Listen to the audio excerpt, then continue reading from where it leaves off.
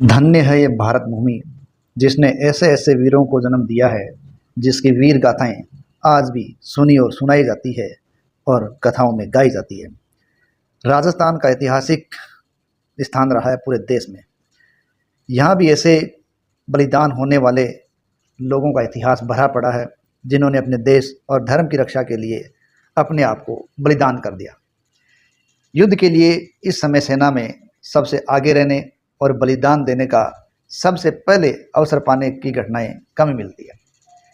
यानी राजस्थान के इतिहास के अंदर इस प्रकार की कथाएं हैं कि जो लोग अपने धर्म और देश की रक्षा के लिए अपने आप को आगे रखना चाहते थे और सेना का आगे वाला भाग हरावल कहलाता था, तो यहाँ की मिट्टी ने ऐसे वीरों को पैदा किया है जो अपने आप को बलिदान होने के लिए सबसे आगे रखना चाहते थे।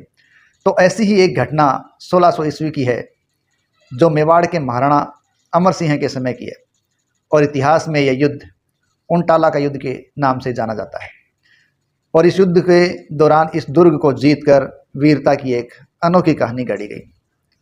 दरअसल कहानी इस प्रकार है कि मेवाड़ के महाराणा अमर सिंह के समय उनटाले पर कासम खां या कायम खां का अधिकार था, और इस समय मेवाड़ के अंदर एक अजीब द्वंद्व की स्थिति थी।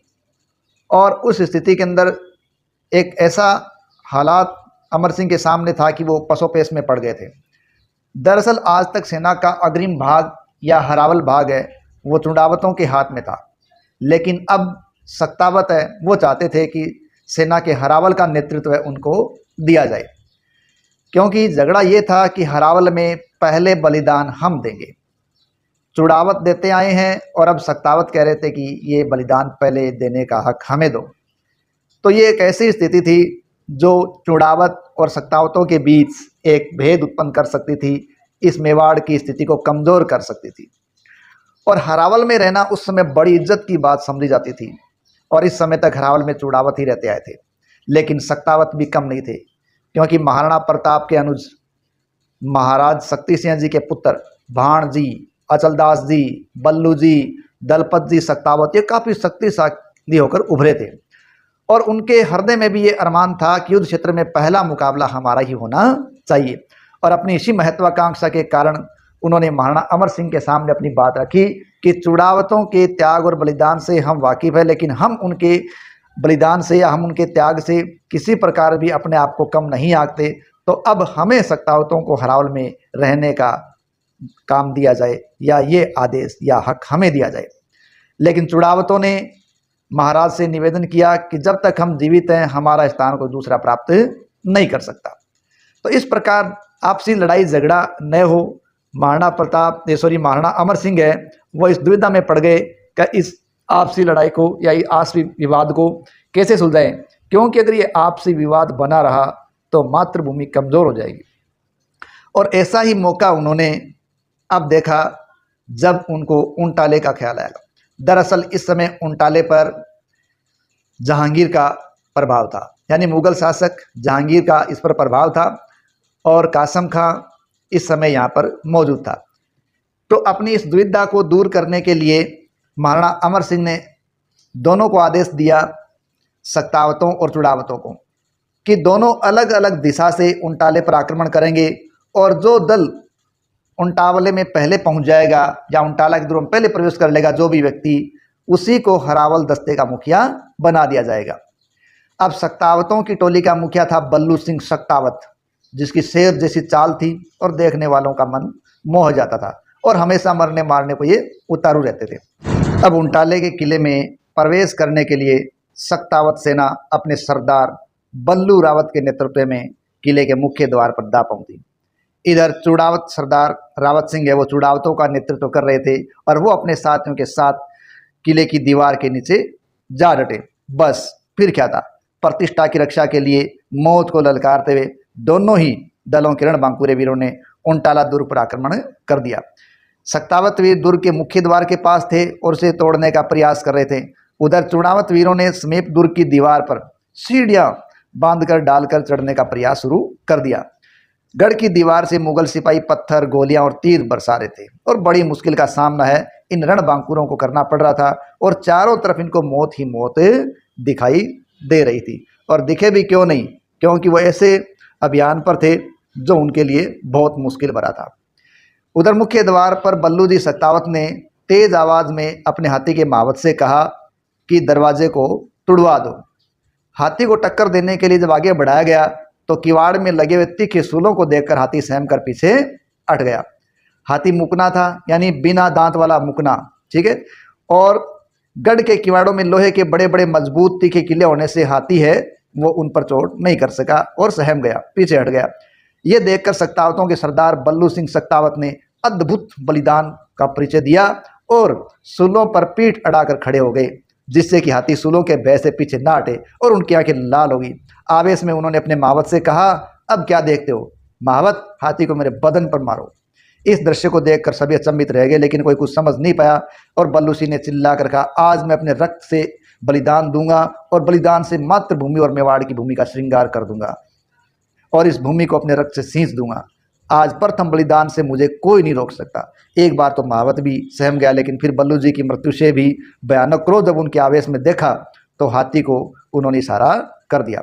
और इस प्रकार उन्होंने क्या किया, जब महावत ने हाथी की चोट उस दरवाजे पर करवाई तो होना क्या था, बल्लू जी को टक्कर हाथी ने मारी और हाथी को टक्कर मारते ही या हाथी के टक्कर मारते ही दरवाजा टूट गया और बल्लू सिंह सख्तावत है वो शहीद हो गए। उन्होंने अपना बलिदान दे दिया क्योंकि सूल उनके शरीर के अंदर प्रवेश कर चुके थे। इस प्रकार दरवाजा टूटने से सख्तावतों की फौज किले के अंदर घुस गई और भयंकर काट मार मरी।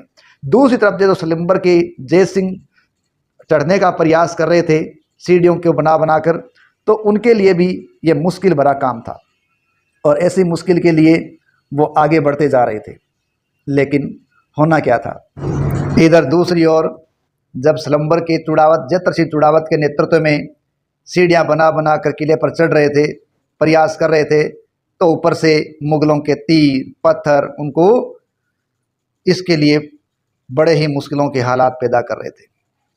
जब चुड़ावतों ने देखा कि सख्तावतों ने किस प्रकार दरवाज़ा तोड़ने के लिए प्रयास किया है या कर रहे हैं, तो ये देखकर उनमें भी पहल करने की मानस बन पड़ा और उन्होंने क्या किया, चुड़ावतों के रक्त से सबसे पहले महाराणा का राज तिलक आज तक लगाया है और फरावल में रहने का उन्होंने हक पाया है, तो उस हक को वो जाने नहीं देंगे। तो उन दल के नेता जो जैत सिंह थे, उन्होंने अपने युद्ध कौशल के लिए प्रसिद्धि प्राप्त की थी, वीरता उनके अंदर कूट कूट कर भरी थी और वीरता और साहस में अच्छे अच्छे सुरमा उसके सामने फैलते। तो अब सख्तावतों के गढ़ में प्रवेश करने के तरीके उन्होंने देखे। हाथी है उसको हुल मारते हुए जब उन्होंने देखा कि हाथी को हुल मारने के लिए उकसाया जा रहा है, तो ऐसी स्थिति के अंदर उन्होंने अपने साथियों को आदेश दिया, किसने, जैत्र सिंह ने। उन्होंने कहा कि बिना हिचकिचाहट के मेरा सर काट कर इस दुर्ग में फेंक दो। लेकिन कोई भी साथी उनके इस आदेश को पालन करने के लिए तैयार नहीं हो पाया। हालांकि कुछ लोगों का कहना है कि कुछ साथियों ने इस बात के लिए हाँ भर दी और एक साथी ने सर काट कर दुर्ग के अंदर फेंक दिया। लेकिन कुछ का कहना है कि सीढ़ियों पर चुड़ावत जब चढ़ गए थे, सख्तावत है किवाड़ तोड़कर भीतर घुसने का प्रयास कर रहे थे, इसी दौरान जैत्र सिंह चुड़ावत ने स्वयं ही अपना शीश काट कर उस दुर्ग में फेंक दिया, क्योंकि उससे पहले एक गोली उनके शरीर में लग चुकी थी। तो वो सोच चुके थे कि शायद अब मुश्किल है, तो उन्होंने अपना सर काट कर दुर्ग के अंदर फेंक दिया। और जब सख्तावतों की सेना उस गेट को तोड़कर अंदर घुसी, तब उन्होंने आगे कटा हुआ सर देखा, किसका, जैत्र सिंह का। इस प्रकार जैत्र सिंह का कटा हुआ सर देखकर वो अचंभित रह गए और उसका अद्भुत बलिदान देखकर वो अचंभित रह गए। और इस प्रकार चुड़ावत जो हरावल का नेतृत्व करते आ रहे थे, उनको हरावल का नेतृत्व फिर मिल गया था। लेकिन सख्तावतों ने भी अपने आप की वीरता है बहुत अच्छी तरह से दर्शाई थी। कहने का मतलब है मेवाड़ का जो इतिहास है, मेवाड़ के जो लोग हैं, मेवाड़ के जो वीर हैं, वो ऐसे ऐसे वीर हैं जो अपने मातृभूमि के लिए, अपने देश के लिए बलिदान होने के लिए तैयार थे। ये केवल एक ऐसी बात नहीं है कि इन्होंने आगे रहने के लिए या हरावल का नेतृत्व प्राप्त करने के लिए ही ऐसा किया हो, लेकिन इनके इस कार्य से इस बात का भी पता चलता है कि ये लोग अपने देश और मातृभूमि के लिए बलिदान देने के लिए किस प्रकार तैयार थे। खैर, इस मुगलों के दुर्ग के अंदर मेवाड़ी सेना ने प्रवेश किया, दुर्ग को प्राप्त भी किया और अब इस प्रकार महाराणा अमर सिंह ने जो हरावल का नेतृत्व है उन्हें किसी के हाथ में रहने दिया, चुड़ावतों के हाथ में रहने दिया।